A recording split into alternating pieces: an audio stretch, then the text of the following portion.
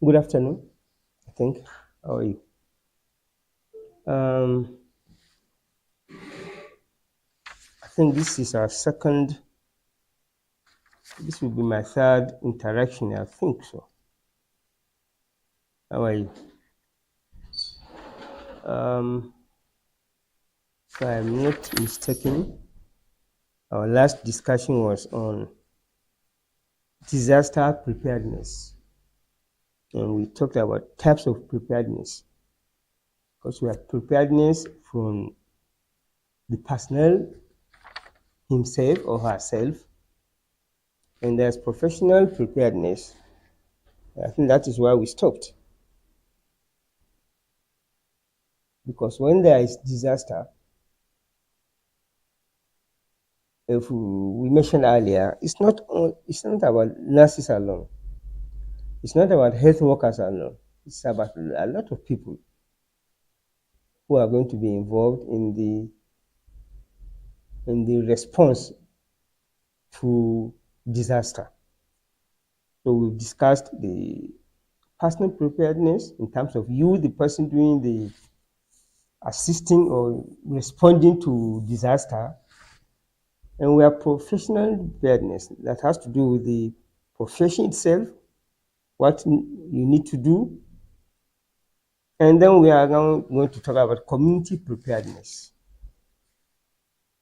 Community preparedness. Because disaster will occur in an area. That area may be the community, because about this world, anywhere, everywhere is a community. Everywhere is a community because places all over the world, families, of course, you know, and family is from community, and community is from, larger community in a way. So we have what we call community preparedness. And this includes people and organizations that are going to be responsible or that are going to respond to disaster. So there must be preparedness from their own end too. And the more the prepared the people and the organizations are, the better the disaster effect will be reduced. So the following group of persons in the community are worthy of disaster approach or preparedness. The police, the rescuemen, the firemen. Community also can be from a local government. Local government staff, the media that are going to propagate what is happening, and propagating is a way of letting people come to assist. And also people that are familiar with when disasters occur. So these people also have to have their own preparedness, so to have enough or effective response to disaster. So these are the three groups of people that are involved when it comes to preparedness. The personal preparedness, me or you. The professional preparedness, that's the profession, the medical profession, the nursing profession, other professions in the health sector, and other areas also. Do they have enough things to be used when there is disaster? That's the preparedness we are talking about. And then the community preparedness. So those are the three groups of people that are usually involved in disaster preparedness. Aside from this group of people, we have what we call agencies involved in disaster management. Agencies that are involved in disaster management are the areas we are going to talk about now. Some of these agencies are the Red Cross or the Red Crescent, Salvation Army or the military, the business and labor organizations, voluntary organizations, local government, civil defense, police. All these are agencies that are involved in disaster management. And of course, you find these people also in the group of preparedness for disaster. For all these people that I also mentioned now need to be prepared, so that since disasters do not occur just once in a lifetime, they occur constantly. Some areas are even more prone to constant disaster than others. Maybe in Niger State here now, maybe it is flooding that is more of disaster. In Niger State, you also know that bandits are here also. In some areas, we don't have many of them. So here in Niger, the issue of disaster, as far as bandits are concerned, are things that constantly occur. So we are supposed to be continuously ready for bandits when they attack.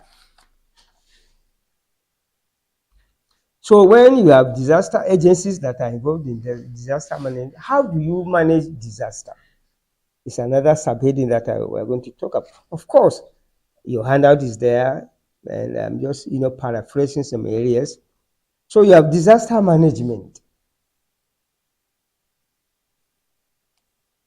And I've already mentioned that, disasters are not confined to a particular part of the world. They are spread. In the US, in the United States, they have their own types of disaster. In UK, they have their own type of disaster. In Africa, we have our own type of disaster. In Nigeria, we have our own type. Ghana has its own type, her own type, and different parts have their own different forms of disaster. Some will occur for a long time before it occurs again. Some are constant. So any disaster is an emergency situation. I've also explained that before. Disaster management, they all go hand in hand. When there is disaster, emergency results. And when emergency results, of course, health sector alone cannot handle it. Other areas will have to come in, because it's not the health sector that will bring patients to the hospital. It is not the health sector that will be there when disaster has occurred. Even the site will not include only health workers, it will include a lot of people that are going to be involved, and every sector has its own way of performing, okay, when it comes to disaster management. So there are some key elements in disaster management that needs to be mentioned. There are key elements in disaster that must be mentioned. The best approach to management of disaster is the prevention. Of course, we cannot prevent all disasters, but some can be prevented.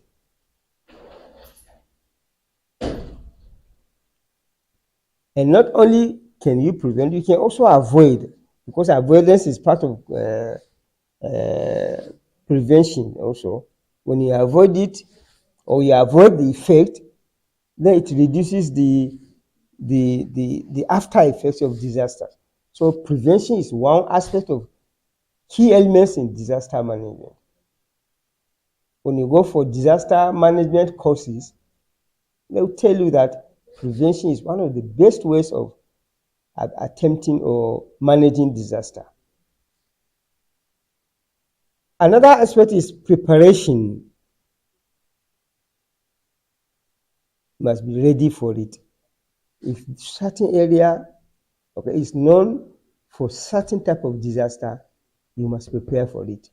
So when it comes or when it occurs, there will be reduction in the after effect. The third aspect of key elements in disaster management is relief. You cannot prevent all. Even the preparation cannot be 100% preparation. So when it has occurred and there's no 100% preparation, there's no 100% prevention, those areas that cannot be prevented, those areas that cannot be prepared for, what are the relief that you give to those people? So relief is another element in disaster management. And it means the actions you take during and immediately after the catastrophic effect of disaster is what you call a relief. Are you going to give this? Are you going to take patient to the hospital? Are you to care for patients or victims in the site? All these are forms of relief. Are equipment there? Are drugs available? Are staff available? All these are areas of relief so that it will reduce the after effect. Not only do you have prevention, not only do you have preparedness, not only do you talk about relief, you also have to talk about recovery. After you have done some relief, okay, the victims need to recover from the effect. Is the effect loss of equipment? Is the effect loss of buildings? Is the effect loss of lives? All these occur when there are disasters. So when they occur, okay, those that are involved need to recover from the effect. And recovery can be rebuilding, it can be replacing whatever has been lost, it can be injury preparedness or injury response. All these are part of recovery. And last of all, that's what we call, well, these are the 4 key elements: preparation, prevention, relief, and recovery.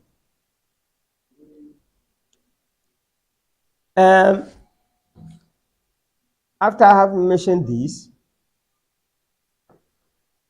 there's what we call burdens. BURDENS, burden of disaster. Burdens of disaster. Those are things that are involved, the issues that are encountered during disaster or emergency management.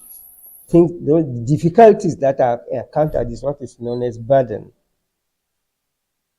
And these are some of the burdens of disaster.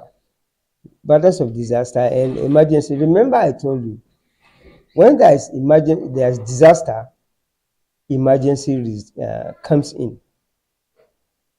Emergency comes in because when disaster has occurred, you have things in your hand that need to be managed quickly.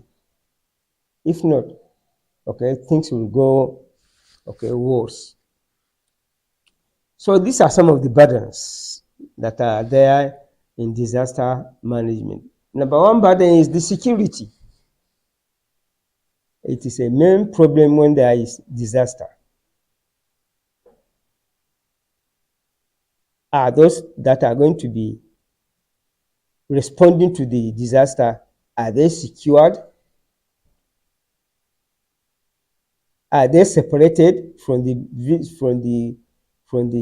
community or from the visitors? I mean, from the onlookers?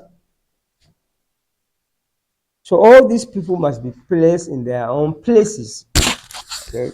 The visitors must be given where to look. The onlookers must be given where to stay. The health personnel must be given where to stay. Drugs must be put in certain places so that they are not carted away. All these are part of security. So human security, equipment security, all these can be burdens because there can be overwhelming of disaster. Too much. So that is what is meant by security. So you must provide security for all these areas. Another burden is traffic control. Some people are usually very curious. They'll be curious in seeing how the building is that has, fallen or collapsed. They want to see how those who are injured. Human nature is always very, very curious. So you have to do traffic control so that, it does not disrupt the work of the responders. So there must be traffic control, vehicles. There must be somebody to control where the vehicles are going to follow. All these are part of control. Another burden is what we call triage. I'm sure all of you must have come across it. That's what we call triage. It's another burden. Let's assume about 20 people are involved. Buildings have fallen. Some people have fractured extremities. Some people have chest injuries. Some people may have burns. Building might fall on some part of person's body. I was telling another class, similar to this your program, that anytime there is disaster and you hear people shouting, "Please help me, I'm going to die," that person does not need your assistance right away. The person that requires your assistance is the person that is quiet. An unconscious person cannot shout. The person that is overburdened by injury will not be able to shout. The person shouting will not require urgent attention than somebody who is quiet, bleeding, double fracture of the extremities. Those people are the ones that may require or will require more assistance. So triage means sorting out people according to the injury so that you know who to attend to first. Since it is not, what we are discussing is not a live program, but you should know that in any injury, ABC of response, breathing is more important than controlling or having assisting person with the difficulty in breathing is more important than somebody bleeding. A person can bleed for 2, 3, 4, 5 minutes, depending upon how much the bleeding is, but a person cannot stop breathing for 3 to 5 minutes. Remember that breathing apnea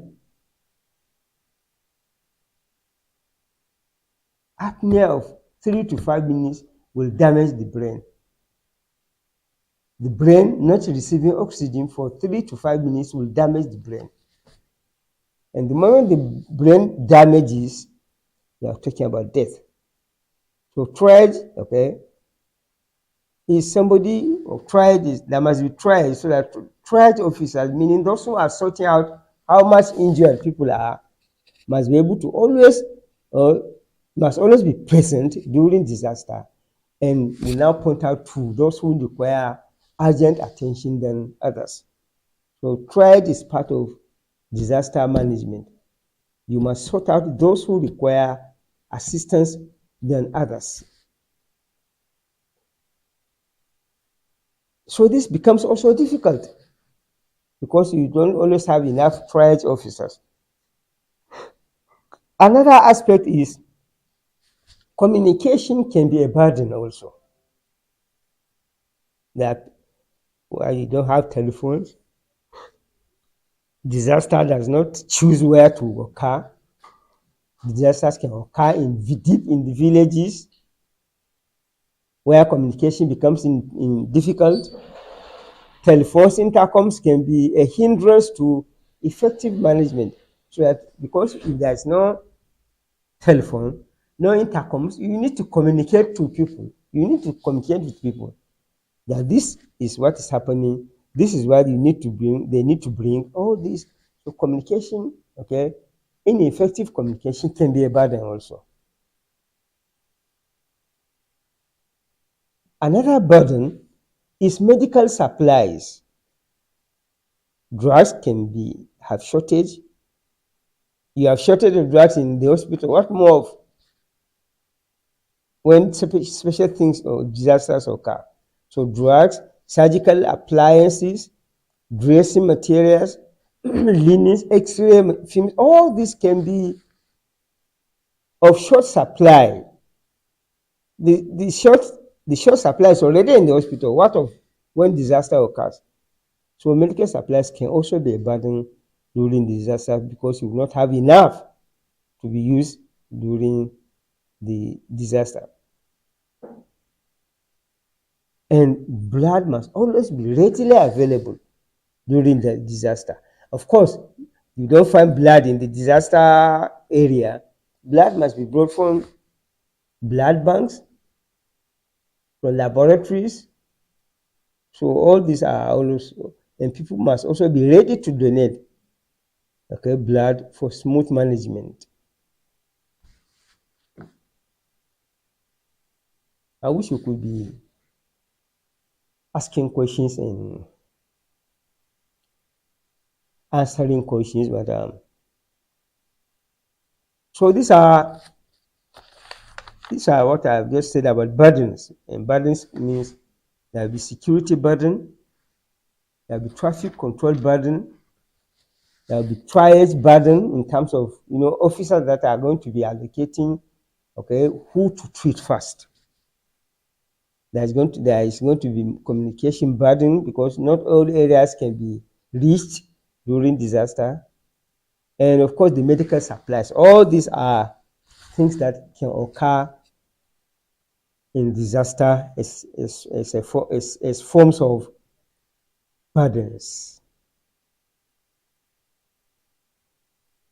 I want to throw you, I think that's an area that I wanted to discuss fully. I don't know what I was able to do it. And it is the area of some terms that I use. I want you to go back tomorrow, go to your notes that you must have done, you must have taken. And I was mentioning different terms that are usually found during disaster. And these terms are supposed to be used by those who are responding. Some things you can see during disaster are heart attack and stroke. A lot of people get confused about those two terms. Heart attack, stroke.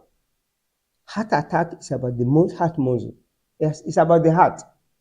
Stroke is about the brain. Heart attack is about the heart. Stroke is about the brain. Stroke has to do with blood supply. The heart attack also has to do with blood supply. The blood supply of heart attack has to do with blood supply to the heart itself, while stroke has to do with blood supply to the brain. Remember, of course, it is the heart that will bring blood to the brain also. So be careful. Heart attack, muscle, heart itself. Stroke, brain tissues not getting blood. And not getting blood will come in two forms or many forms. Not getting blood because of occlusion of blood, okay, in the blood capillaries, or bursting of blood vessels in the brain. Either it is bursted and cannot take blood to part of the brain, or it is occluded and cannot allow blood to reach part of the brain. But there's this about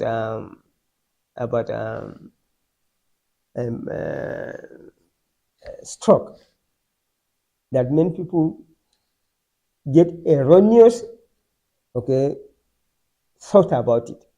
They think stroke has to do more with when blood vessel or capillary, of course capillaries, when they burst. They think that is what causes stroke more. The stroke is caused more by occlusion of capillaries than bursting of capillaries. That is just one fact that you need to accept, and that's what it is. Okay. Now, we'll go to another aspect of disaster management, and that has to do with what you call medical legal aspects of emergency. Medical legal aspect of emergency. As far as emergency and disasters are things that you need to help people, you also have to be able to help, correctly. Do not be overwhelmed by what you see in disaster and you end up doing something wrong. Right? So there's an area we call medical legal aspect of emergency. The medical and legal aspect of emergency.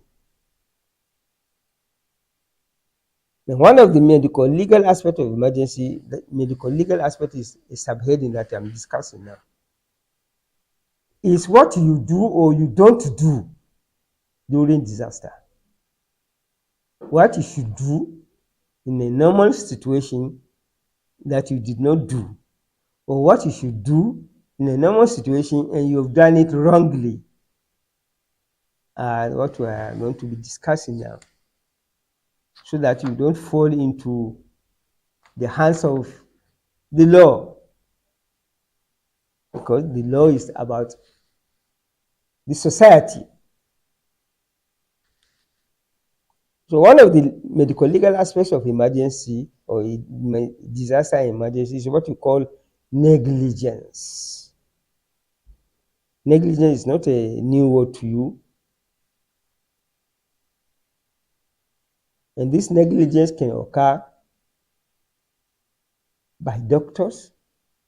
Negligence can occur by nurses and other health workers. All can be negligent. So that as health workers, you must exercise reasonable care and skill.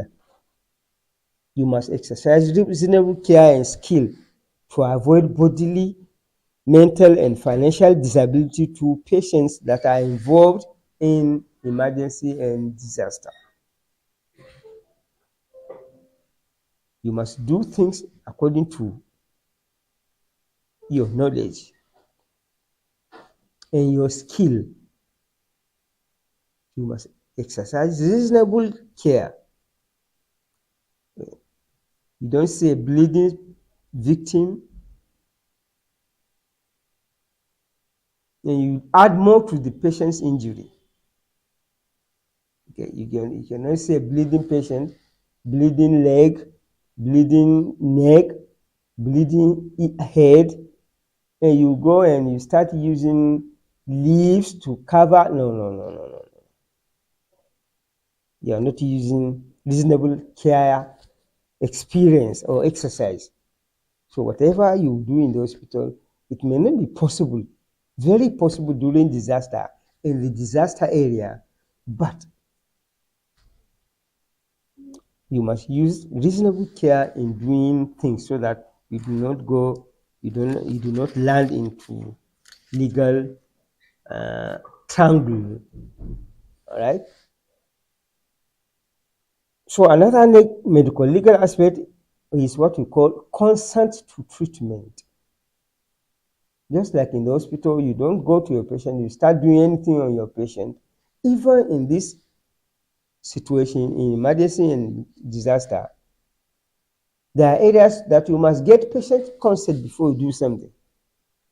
There is need for you to obtain consent before you do something, even when it is emergency. Because in the end, the victim or the relations can claim damages. Because a patient has died. Of course, a dead patient cannot claim claiming, but the relations are there. Or if the patient is alive and something happens, the patient can say, they did not tell me that. So you have to be very careful and to be careful about consent to treatment is getting written permission. And written permission doesn't mean the patient has to write. You can have some forms that are there for a patient to sign, because different procedures are there. It can be diagnostic procedure, it can be therapeutic procedure, or treatment, and all these require consent to have things done on patient. Another legal aspect is intoxicated patients. Intoxicated patients.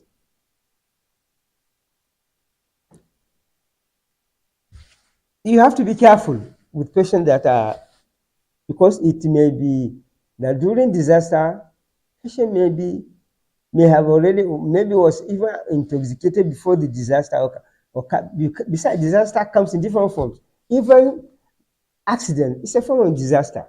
Patient maybe patient was already intoxicated as he was driving and something happens.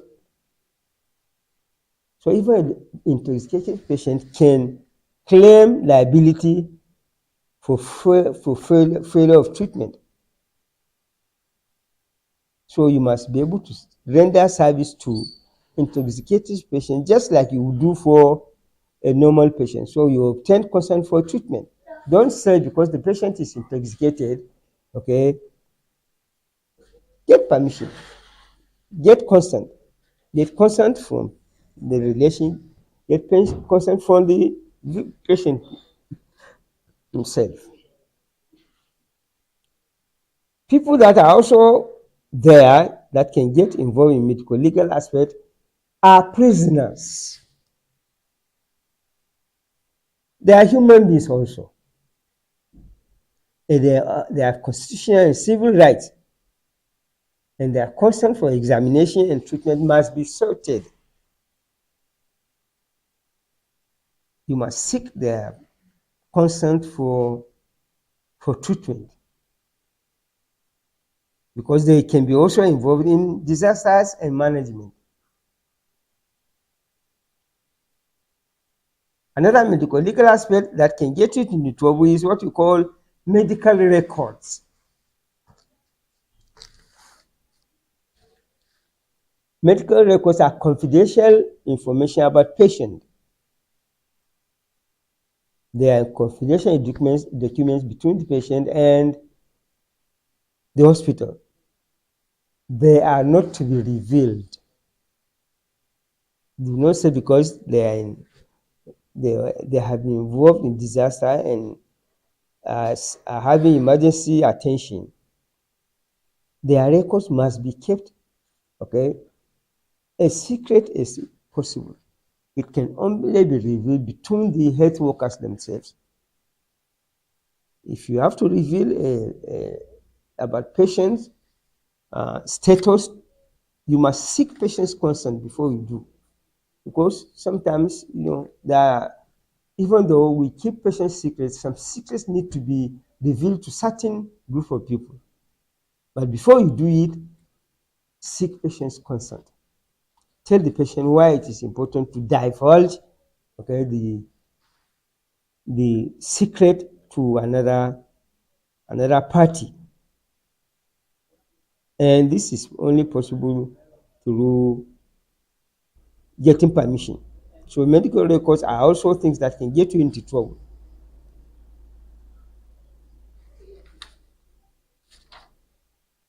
Reporting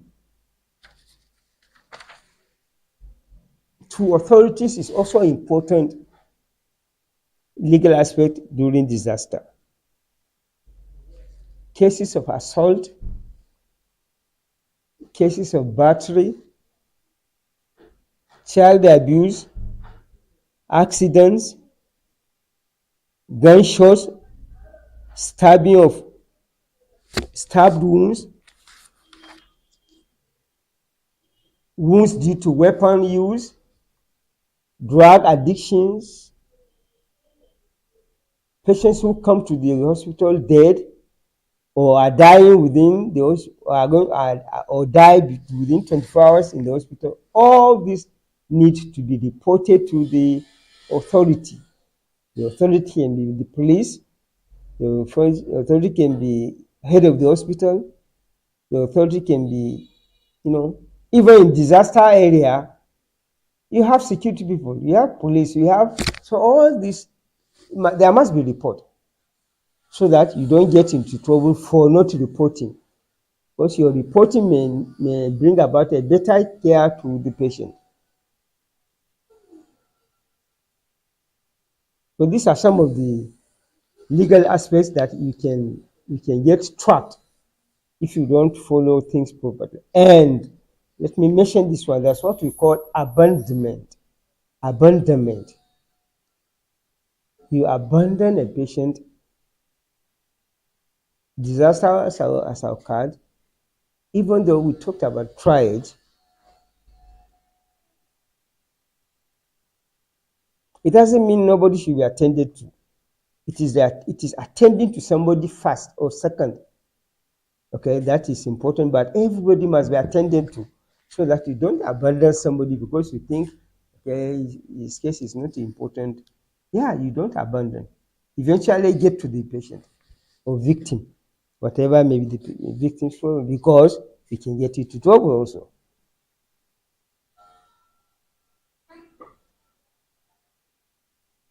So physical abandonment, like, can be life-threatening without assistance. Neglect, emotional neglect, all can be have legal repercussions. All this can have legal repercussions because we can get into trouble for not doing the correct thing or for doing the correct thing wrongly.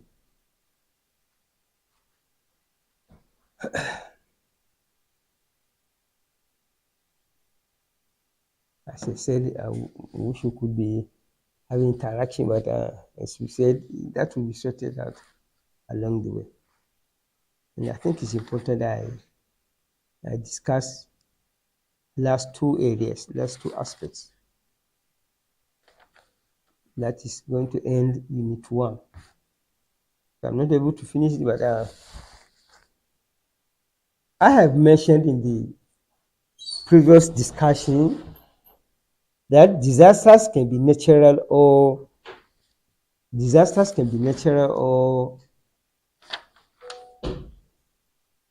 human. Let us look at some natural disasters that we see in Nigeria. Some natural disasters that we see in Nigeria. In Nigeria, so this is subheading now, natural disasters that we see in Nigeria.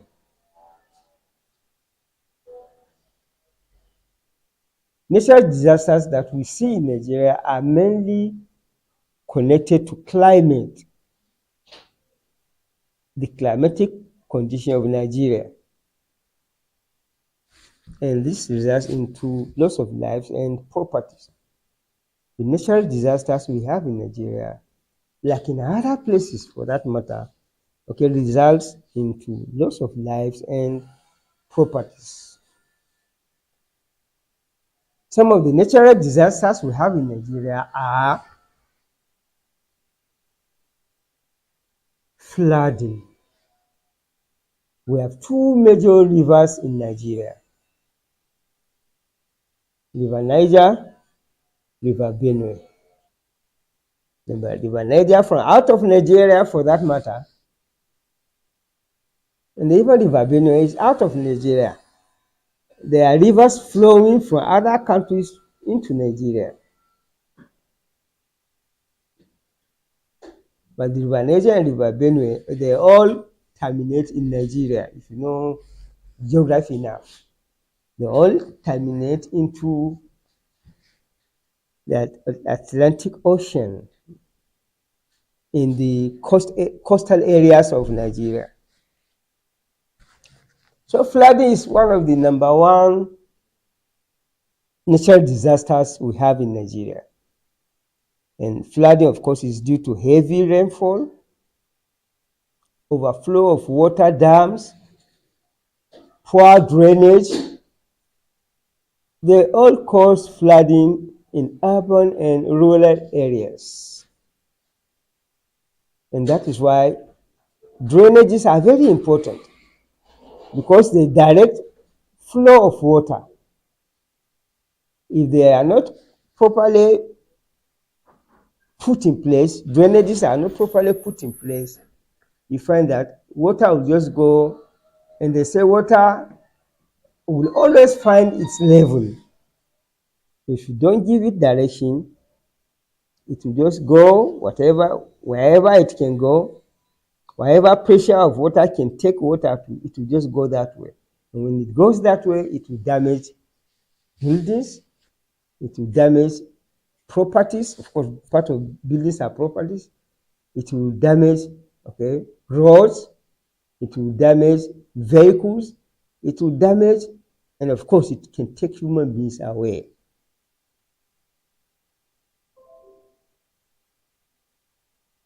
The second natural disaster we have in Nigeria is what we call drought. And drought is, of course, where there is no rain. And droughts affect agricultural production and water supply. When there's no rain, there will be no water. Not every place can be able to have boreholes,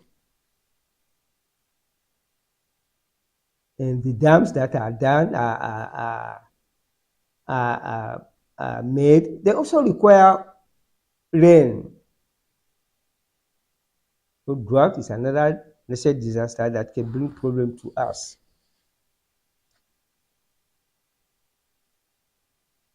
In geography, we have what we call landslide as another disaster, natural one. And these landslides are mass movement of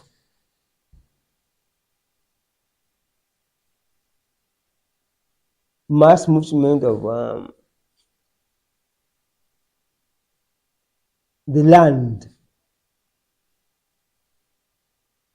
Mass movement. You find land moving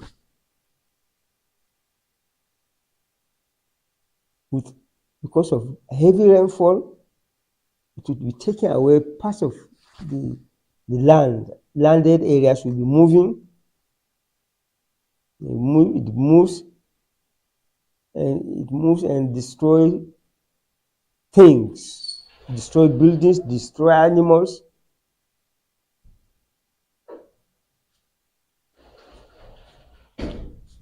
Another thing that is natural disaster is what we call heat waves. Northern part of Nigeria, high temperature will bring about emergency, will bring about heat strokes, because body needs to maintain certain type of temperature. When it is too much for the body, there will be reaction.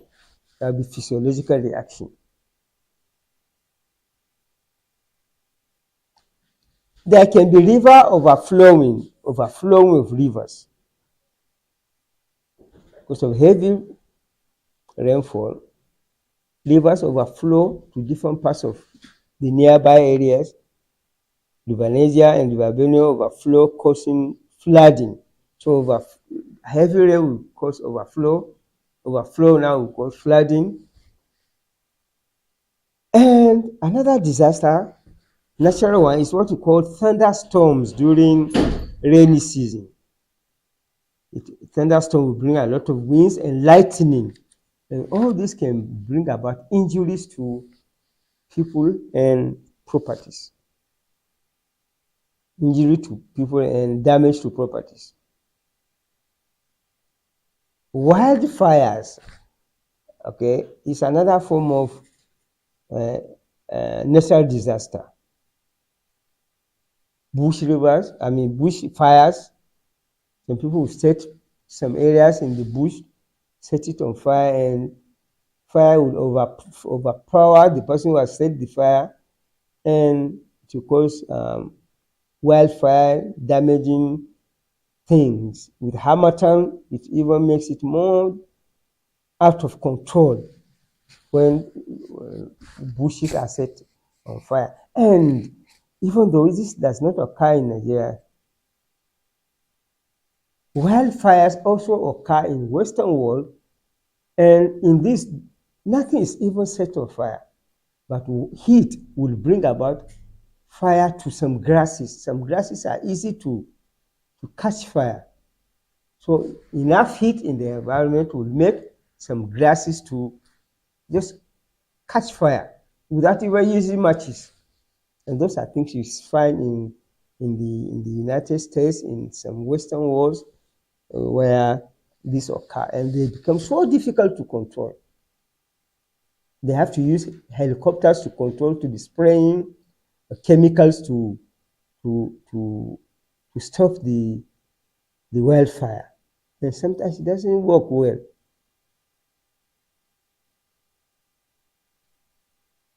So I think that is what I will, for now. That's an area I will be discussing before we. This is what will end the Unit 2 and Unit 1 for now, and we'll be discussing that in the next class, and that is disaster distribution according to regions in Nigeria.